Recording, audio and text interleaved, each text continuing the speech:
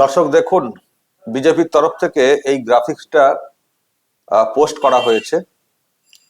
এই গ্রাফিক্স আমি দর্শক যদি আরো একটু বড় করে দেখাই, ওয়েট,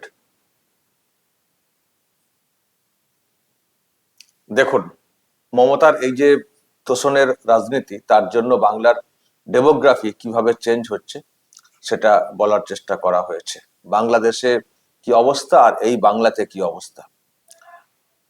উপরের দিকে দর্শক দেখুন, যেটা রয়েছে সেটা হচ্ছে যে বাংলাদেশে 1951 সালে মুসলিমের পার্সেন্টেজ ছিল 76.9,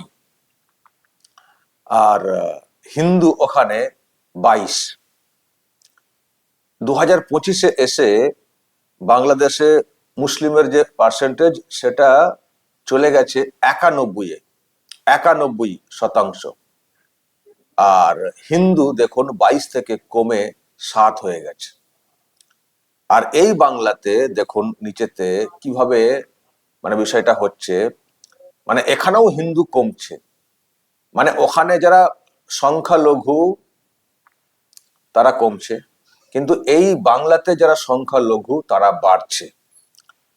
আর যেটা বলছিলাম আরো পরিষ্কার করে বললে যেটা দাঁড়ায় যে বাংলাদেশে হিন্দু কমছে আর এই বাংলাতেও হিন্দু কমছে পার্সেন্টেজে। 1951-তে পশ্চিমবঙ্গে মুসলিম ছিল 19.85%, সেটা 2025-এ বেড়ে 33%।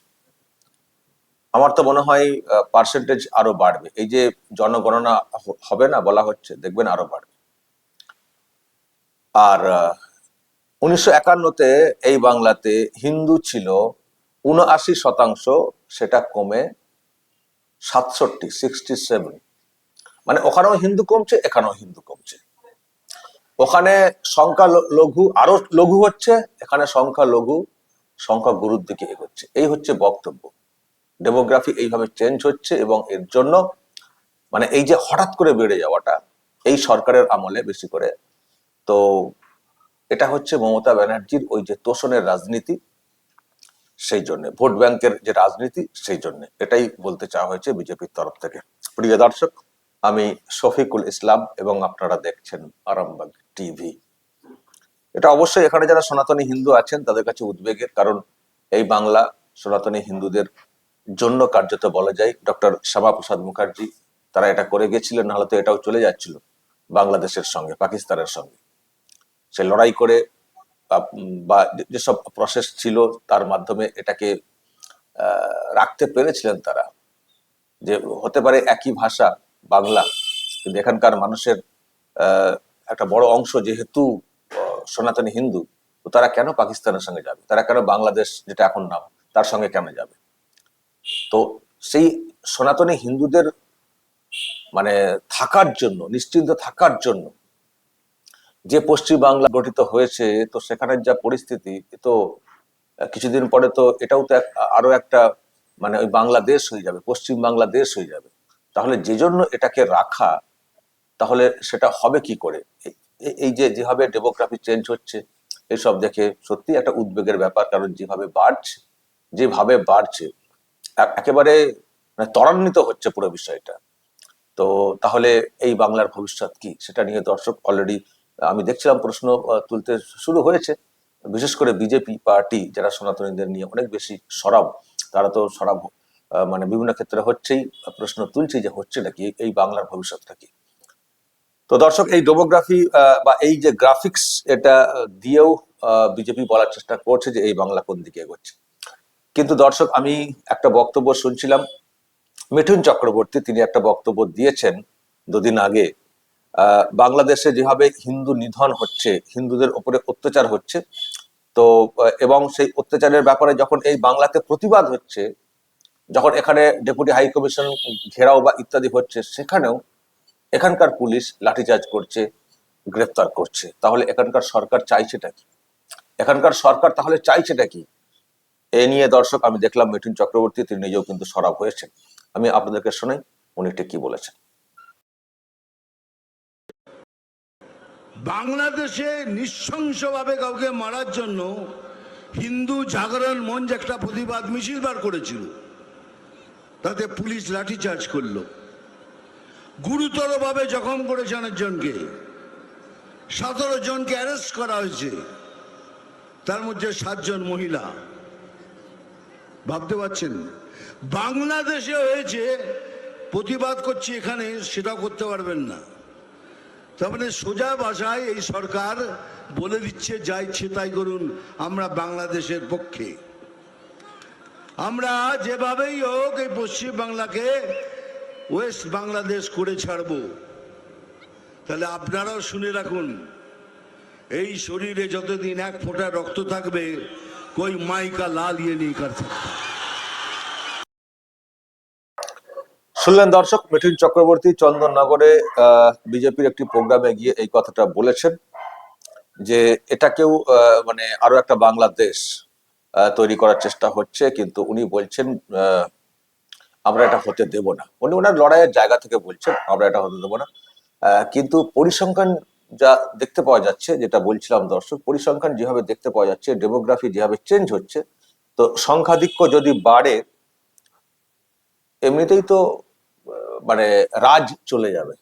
ফলে মানে কি হবে বাংলার ভবিষ্যৎ আগামী দিনে, সেটা অবশ্যই একটা প্রশ্নের। তো বিজেপি তারই মধ্যে এইসব গ্রাফিক্স দিয়ে বোঝানোর চেষ্টা করছে যে দেখুন এই বাংলার ভবিষ্যৎ কোন দিকে এগোচ্ছে।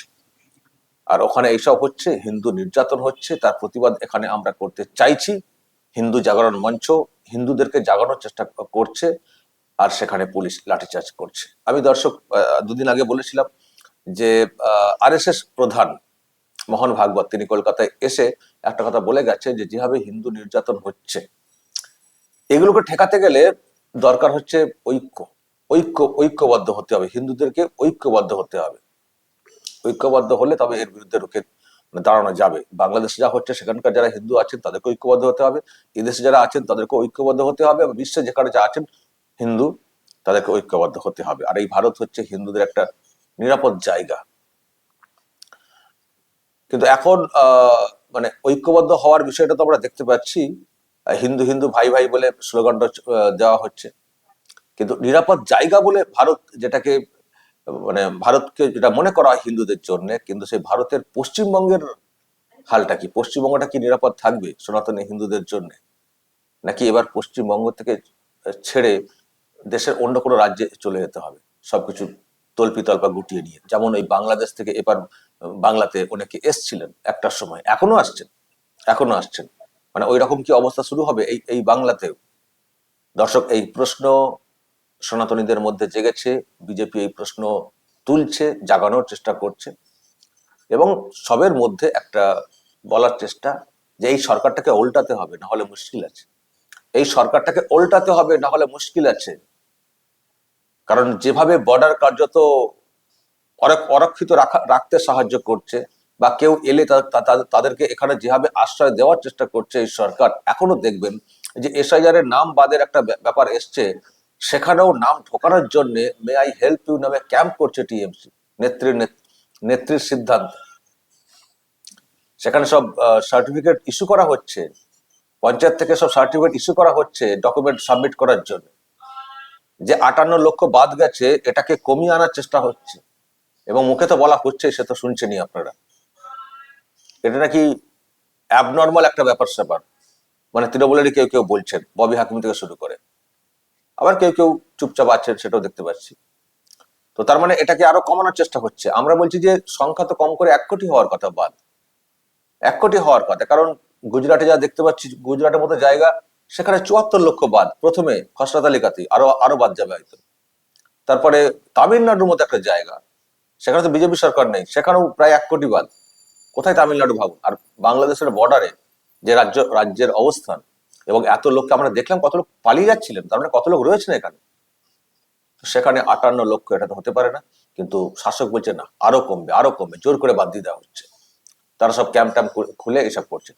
তো যদি এই রকম চলে, আর এই সরকারটা যদি আরো কন্টিনিউ করে, ফলে যে পরিসংখ্যান এখানে দেখানো হচ্ছে এবং যে ভবিষ্যতের কথা বলা হচ্ছে, হবেই তো। 33% এখনই, আমি আবার বলছি, দেখবেন জনগণনা হলে আরো বাড়বে, 40-এর কাছাকাছি চলে এসছে। তো সেই জন্যই বলছি, সনাতনী হিন্দু যারা আছেন তাদের যা দেখতে পাচ্ছি আশঙ্কা এবং আতঙ্কের জায়গাটা, এটা কিন্তু হওয়ারই, এটা কিন্তু হওয়ারই।